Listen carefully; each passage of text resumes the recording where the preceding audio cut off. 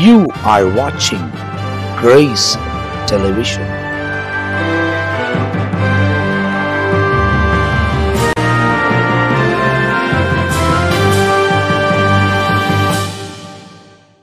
ஆண்டவரும் அருமை இரட்சகராக இயேசு கிறிஸ்துவின் நாமத்தினால் உங்கள் யாவரையும் நான் அன்போடு கூட வாழ்த்துகிறேன், உங்களை வரவேற்கின்றேன். தேவனுடைய பெரிதான கிருபையால் இயேசுவோடு கூட பேசுவோம் வாருங்கள் என்ற இன்னொரு பகுதியில் உங்களை சந்திப்பதிலே நான் மிகவும் மகிழ்ச்சி அடைகிறேன்.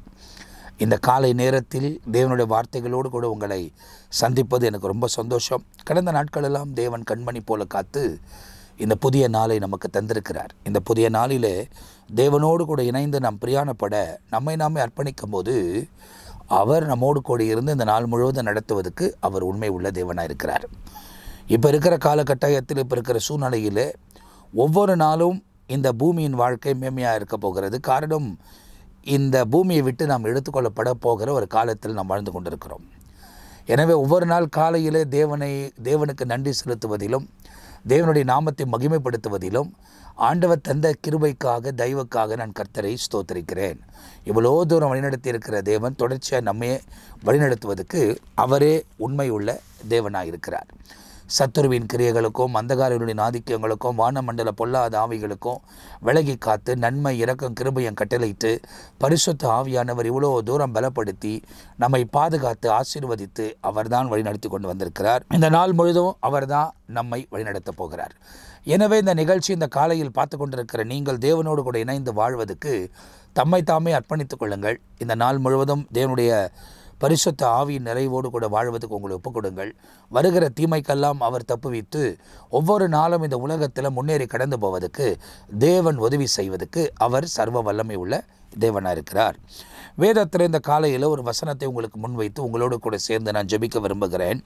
அப்போஸ்தலனாகிய பவுல் கொரிந்தியருக்கு எழுதின 2வது நிருபத்தில் 1வது அதிகாரம் 4வது வசனம் இவ்விதமாய் சொல்லுகிறது. Who comfort us in all our tribulation, that we may be able to comfort those who are in any trouble with the comfort with which we ourselves are comforted by God.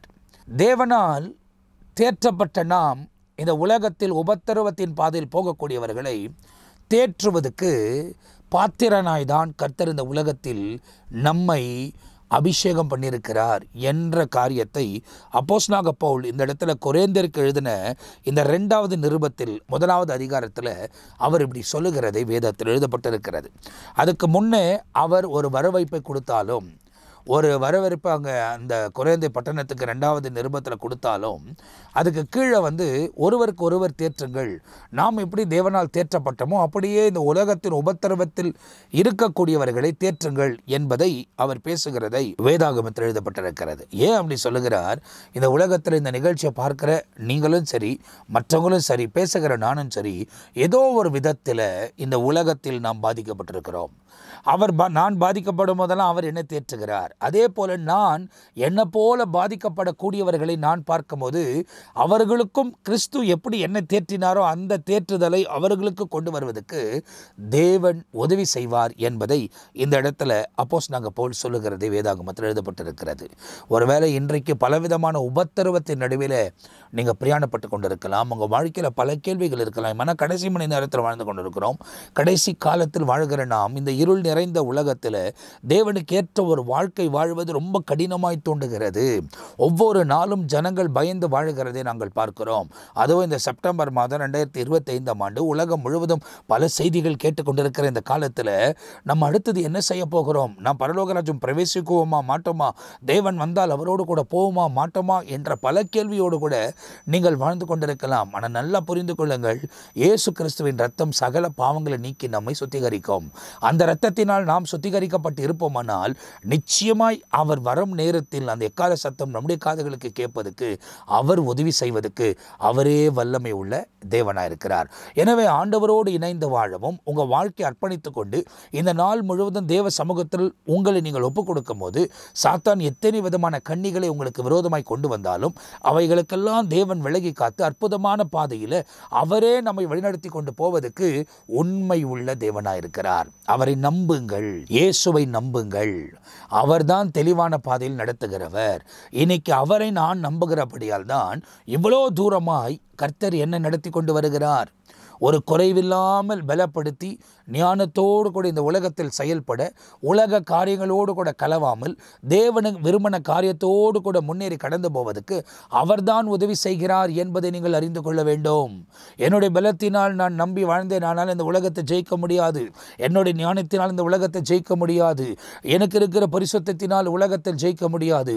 ஆனால் பரிசுத்த ஆவியானவர் ஒவ்வொரு நாளும் நம்முடைய வாழ்க்கையின் அனுபவத்தை அனுமதிக்கும் போது தேவன் பலப்படுத்தி, ஆவிக்குள்ளே நம்மளை பலப்படுத்தி தொடர்ந்து முன்னேறி கடந்து போவதற்கு, அவரே நம்மை ஆசீர்வதிப்பதற்கு அவர் உண்மை உள்ளவராக இருக்கிறார்.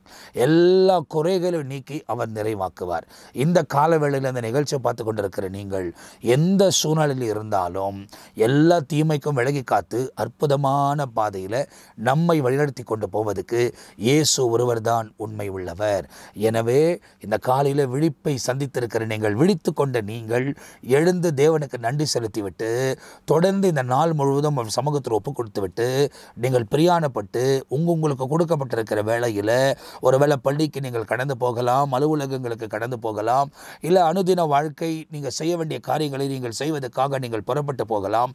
அவைகளை செய்யும் போது எதை செய்தாலும் நீதியின் பாதையில் நீங்கள் செய்து கொண்டே முன்னேறி கடந்து போவீர்களானால் எக்கால சத்தை எப்போ கேட்டாலும் எந்த வேலையில் வந்தாலும் நாம் அவரோடு கூட நிற்கக்கூடிய கிருபையை அவரே நமக்கு விளங்க பண்ணி வழிநடத்துவதற்கு அவர் உண்மை உள்ள தேவனாக இருக்கிறார். ஆகையால் தான் இந்த இடத்துல நிறைய காரியத்தை அவர் தொடர்ச்சியாக இந்த இடத்துல பேசியிருக்கிறார். ஆனாலும் பலவிதமான வேதனைகளின் நடுவில் நீங்கள் இருந்தாலும், நாங்களும் அந்த வேதனை நடுவில் நடந்து வந்தாலும் அவர் எங்களை தேற்றுகிறபடியால் இன்றைக்கு அவர் எங்களை தேற்றுகிறபடி நாங்கள் உங்களை தேற்றுவதற்கு பரிசுத்த ஆவியானவர் உதவி செய்கிறார். நீங்கள் எப்படி போராடி கொண்டு இருக்கிறீங்களோ அப்படியே நாங்கள் போராடி கொண்டிருக்கிறோம். ஆனால் அந்த போராட்டத்தில் ஜெயம் பெற வேண்டுமானால் பரிசுத்த ஆவியின் நிறைவோடு கூட இந்த நாளில் வாழும்போது அவர் நம்மை பலப்படுத்தி பாதுகாப்பதற்கு அவரே உண்மை உள்ளவராக இருக்கிறார். இயேசுதான் குறைகளை நிறைவாக்குவார். அவர்தான் தீமையான வழிகளுக்கு விலகி காப்பார். கையிட்டு செய்கிற காரியங்களை ஆசீர்வதிப்பார். துக்கங்களை சந்தோஷமாய் மாற்றுவார். சாபங்களை ஆசீர்வாதமாய் மாற்றுவார். இன்றைக்கு எந்த சரீர பலவீனத்தோடு கூட இந்த உலகத்தில் நாம் இருக்கிற வர நம்மை ஆரோக்கியப்படுத்தி பலப்படுத்த சரீரத்தில் பரிபூர்ண சுகத்தை தருகிறவர் இயேசு ஒருவர் தான். ஆகையால் தேவனோடு கூட நடங்கள், தேவனோடு கூட வாழுங்கள்.